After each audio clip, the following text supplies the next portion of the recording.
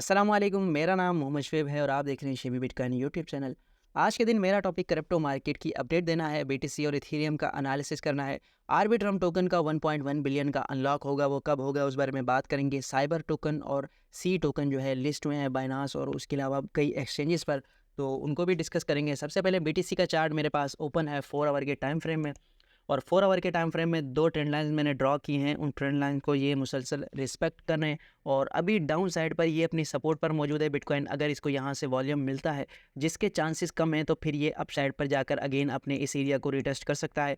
Otherwise जो है ये इस ट्रेंड लाइन को रिटेस्ट करेगा, और अगर इस ट्रेंड लाइन को ब्रेक कर देता तो फिर हमारे पास जो नेक्स्ट एक बार जोन लगा था 28,500 का, उससे बिलो ये वीक लगा सकता है और वहाँ से जो है अगेन थोड़ा सा बाउंस लेकर फिर फर्दर ये डाउन जा सकता है अकॉर्डिंग टू फंडामेंटल इस वक्त जो है बहुत बुरे चल रहे हैं बड़े मुल्क की इकोनॉमीज़ के और उसके अलावा स्टॉक मार्केट के। तो इस हवाले से जो है ओवरऑल मार्केट हमें बेरिश नज़र आ रही है। और कल के दिन भी मैंने आपसे जो अपडेट शेयर की थी उसमें काफ़ी ज़्यादा बैड न्यूज़ थी। तो इस तरह से जो है बीटीसी में फ़िलहाल हम बुलिश मोमेंटम नहीं देख रहे। लेकिन अगर आप यहाँ पर सोच रहे हैं कि यहाँ से डाउन साइड पर आकर अगर इस एरिया को रिक्लेम करता है, इस सपोर्ट को, तो फिर आप नीचे स्टॉप लॉस लगाकर फिर इस एरिया को जो है बाय कर सकते हैं और फिर आपका टारगेट ये वाला रह सकता है।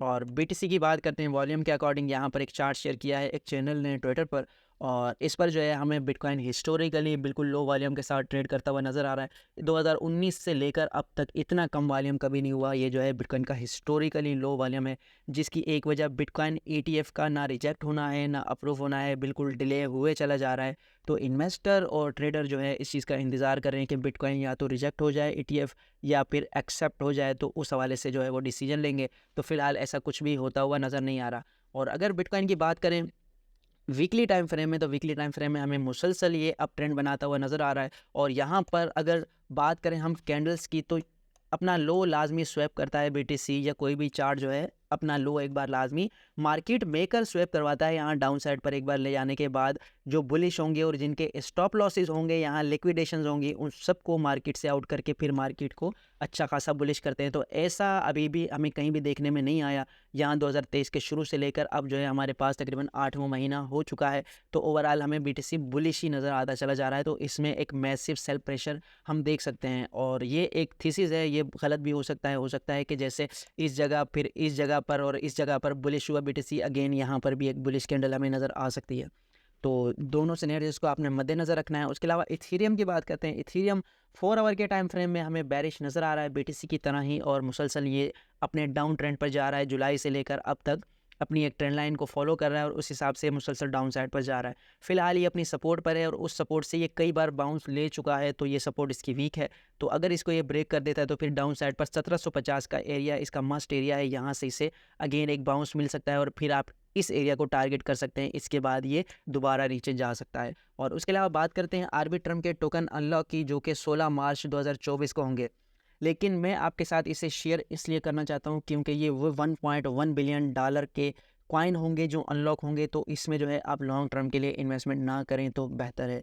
हाँ, अगर आप शॉर्ट टर्म ट्रेडिंग करना चाहते हैं 1 महीने 2 महीने के लिए, तो इसमें बुलिश वेव आ सकती है। लेकिन लॉन्ग टर्म के लिए फ़िलहाल ये मेरी तरफ से रिकमेंडेड नहीं है, क्योंकि इसमें जो है इसकी 87% सप्लाई जो है वो मार्केट में आ जाएगी। फ़िलहाल जो है बहुत कम सप्लाई है मार्केट में, तो इसका बहुत ज़्यादा इम्पैक्ट होगा। तो आपने इस चीज़ को लाजमी कंसिडर करना है। और इस वीक के सप्लाई अनलॉक की बात करें तो 69 मिलियन डॉलर की सप्लाई अनलॉक होने वाली है इस हफ्ते, जिसमें टॉप पर APE कॉइन और INJ कॉइन है। APE टोकन की 4.2% सप्लाई अनलॉक होने वाली है, जिसकी वर्थ 31 मिलियन डॉलर बनती है, और INJ टोकन की 20 मिलियन की सप्लाई अनलॉक होने वाली है। और उसके अलावा फ्लो, रोज, ID और EUL टोकन जो है अनलॉक होने वाले हैं। तो इनमें जो है आप सेल प्रेशर देख सकेंगे।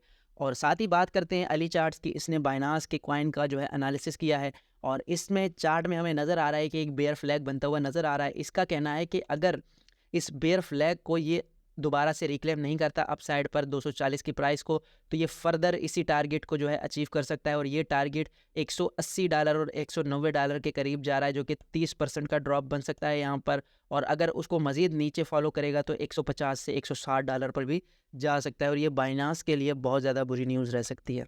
और उसके अलावा बात करते हैं ट्रेंडिंग में कॉइन है साइबर टोकन और SEC टोकन।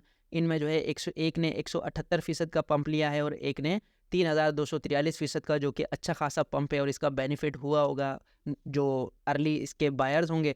और साथ में बात करते हैं टॉप गेनर की, तो उसमें हमें SEI टोकन ही नज़र आ रहा है और ये लेयर 1 ब्लॉकचेन के हवाले से है। जिस तरह हमारा सुई टोकन था तो इसका भी फंडामेंटल वैसा ही है। और साथ में अगर बात करें टॉप लूज़र की, तो टॉप लूज़र में HBAR टोकन हमें नज़र आ रहा है, जिसका कल मैंने आपको एनालिसिस करके दिया था। और जब मैंने एनालिसिस किया था तो ये वाली रेजिस्टेंस हमें फेस करनी पड़ रही थी। उस वक्त मैंने कहा था यहाँ से ड्रॉप ले सकता है और अगर इसको ब्रेक करता है तो फिर मज़ीद बुलिश हो सकता है। लेकिन यहाँ पर क्या हुआ कि इसने इस चैनल को ब्रेक कर दिया अपसाइड पर और इसने लगाया 75 सेंट का एरिया, ठीक है, 0.75 का एरिया।